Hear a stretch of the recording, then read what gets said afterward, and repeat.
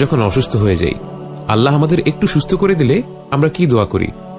আমরা বলি, আল্লাহ আমাদের পুরোপুরি সুস্থ করে দেন। আল্লাহ তখন বলেন, দাঁড়াও, তুমি যখন পুরোপুরি সুস্থ ছিলে, যখন কোনো ধরনের অসুখ বিসুখ তোমার ছিল না, তখন তো তুমি কখনো আমাকে এত আন্তরিকতার সাথে ডাকোনি, কখনো এত ব্যাকুল হয়ে আমার আমল করনি, এভাবে চোখের পানি ফেলে আমার কাছ থেকে কিছু চাওনি। তাই আমার থেকে উপহার স্বরূপ আমি তোমাকে এই রোগটি দিলাম, এই সমস্যা দিলাম, এই বাধা বিপত্তি দিলাম, কারণ আমি জানি আমার কাছে ফিরে আসার জন্য তোমার এই সমস্যার প্রয়োজন ছিল। অর্থাৎ আমাদের জীবনে যে সমস্যাগুলো আসে, হয়তো সেটা আল্লাহর তরফ থেকে একটা উপহার, একটা নিয়ামত। কারণ এক সপ্তাহ জ্বর নিয়ে পড়ে থেকে, এমনকি 1 বছর অসুস্থ হয়ে বিছানায় শুয়ে থেকে, অথবা কোনো প্রিয়জনকে হারানোর ফলে যদি আমরা আল্লাহকে পেয়ে যাই, তাহলে বাস্তবে তা শাস্তি নয়, বরং এ হলো আল্লাহর পক্ষ থেকে আমাদের জন্য এক বিরাট উপহার। কিন্তু অনেক সময় আমরা দেখি, যখনই আল্লাহ আমাদের জীবন থেকে কোনো বাধা বিপত্তি, বালা মুসিবা সরিয়ে নেন, আমরা তাকে আবার